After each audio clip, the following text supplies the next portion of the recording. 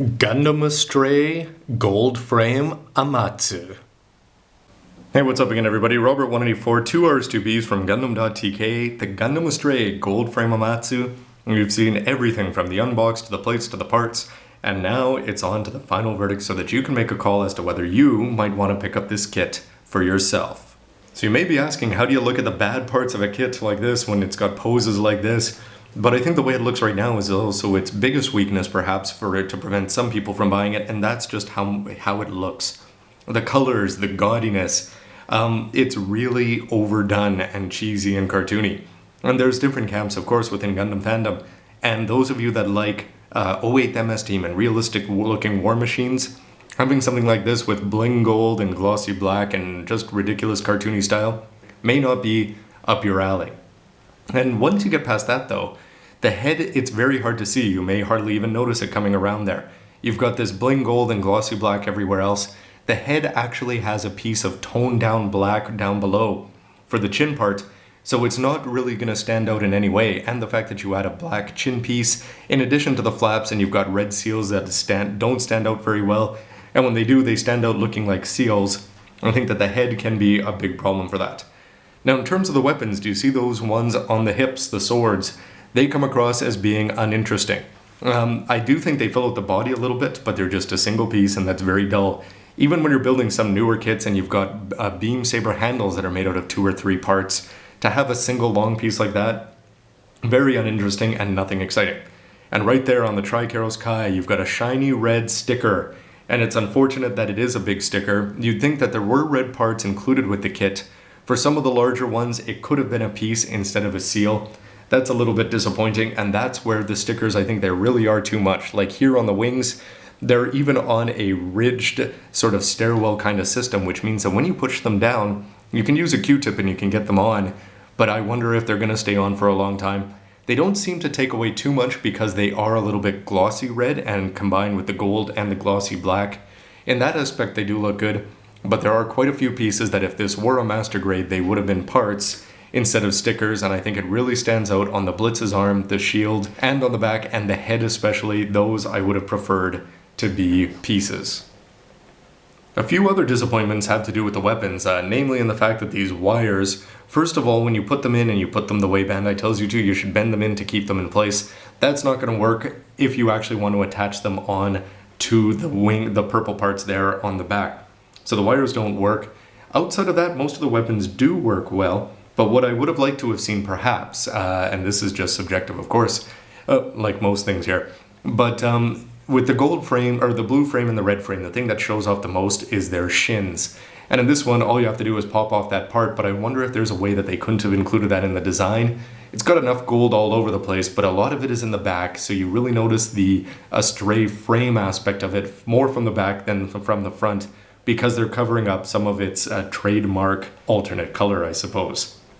Now, probably one of my bigger disappointments is I figured we've got all these plates, you've got all these parts, you're going to be getting the things that you need to build the Astray frames, so I figured that you could swap off the Blitz arm with the parts that you're going to need from the gold frame arm and make 2 identical gold arms, if not 2 Blitz arms, which I thought would have been pretty cool.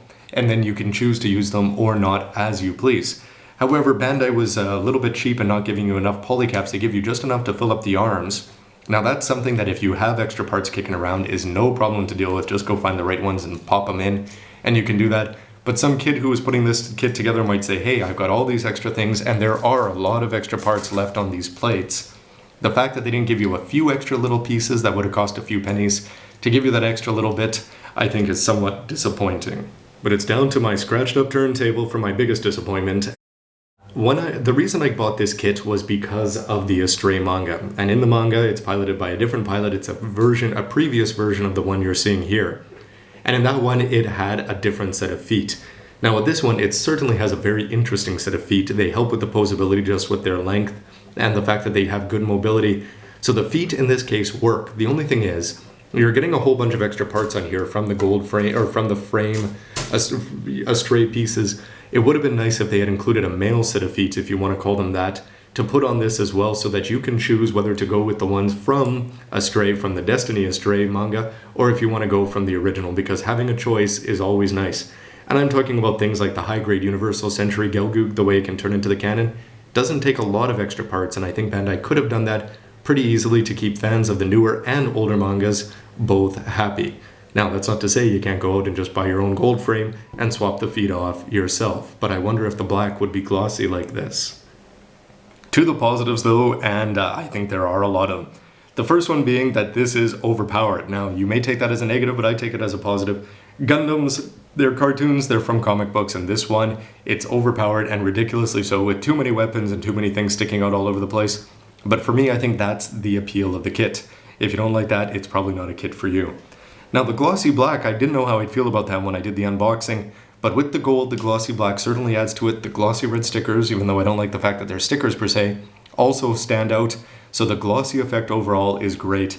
And the best part being for me, just the sheer amount of gold parts in the plates. When you pay extra money and you buy the Master Grade Strike Freedom in its special edition, you're going to get less gold plates than you do in this old 1/100th non-grade kit from 5 years ago.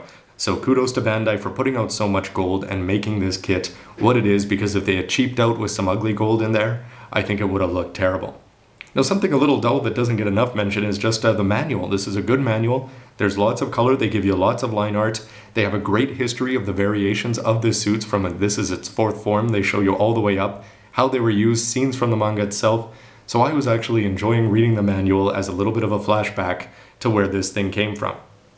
And I also mentioned before that the head can be a little bit hidden, but it's certainly one of the more interesting heads in all of Gundams, just because you've got those parts on there, the black parts that hang down below. You've got sort of the thrusters sweeping back, and you've got that black part down below covering the chin. It's sort of too bad that you don't get to see the gold, but it does, when you look for it, it's there, and the whole rest of the body stands out so much that the head, when you actually pay the attention to it, gets the interest that it deserves, because it is very interesting. In terms of posability, I'm just going to sum it up with it's good enough.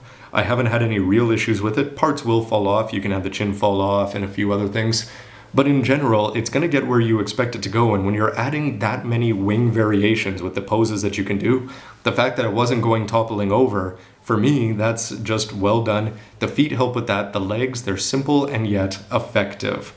Now, in terms of the other weapons, the claw, it's a lot of fun. You've got your Wolverine claw sticking out there. You've got a bunch of gold and you add a little bit more gold as it spins into view. Perhaps it could have been a little bit longer, but hey, it's a lot of fun. If it's looking at you with its left arm, that's going to be something that stands out in your memory.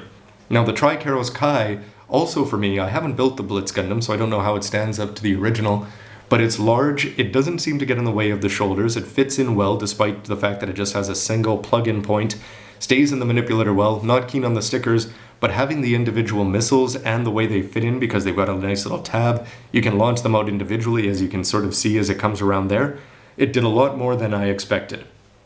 But that brings us to the big guns, and I'm talking literally, because the Magano Ikutachi, the way they sit on the back of this thing, you can have them folded in and they look great. You can have them spread, they look great. Over the shoulders, they look good. In pretty much any pose you're going to put them in, as long as it keeps its balance, that for me is the focal point of the Gundam. It's where your eyes are going to go, and I don't think you'll want to take your eyes off of it, because it just stands out so much in the pantheon of all of the Gundam universe. So what else do we have? It looks good. If you like the looks, I think it looks fantastic. The gold looks great, and most importantly, it's a fun looking kit. It's a fun building kit. It seems like a comic book, because comics can be over the top. They don't have to deal with 50 million animators. All they have to do is design something wild, make it fun to read, and then in the 3D model form, I think they've done a great job of capturing that. And the most important thing for me is, does it capture the power of the anime or the manga? And for this one, it's a resounding yes. So, if you do like X Astray or the Astray mangas in general, and you do like over-the-top Gundams, I think this is a kit that you may enjoy as much as I did.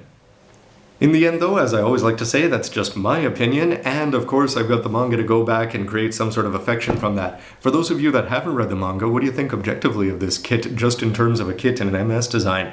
And I'd love to hear from anybody with a comment down below. It's always great to hear multiple perspectives on the same thing. Anyway, everybody, Robert184, it was a lot of fun to read about this and a lot of fun to build it, and the bad guys are continuing to slowly make appearances. Thanks for watching, everybody. Please, if you like the videos, hit like if you do, and subscribe if you want to not miss any more in the future. Thanks for watching, everybody. See you next time. So you're telling me you were painted glossy black by accident? Yep. Well, just stick with me on the shelf and nobody will notice.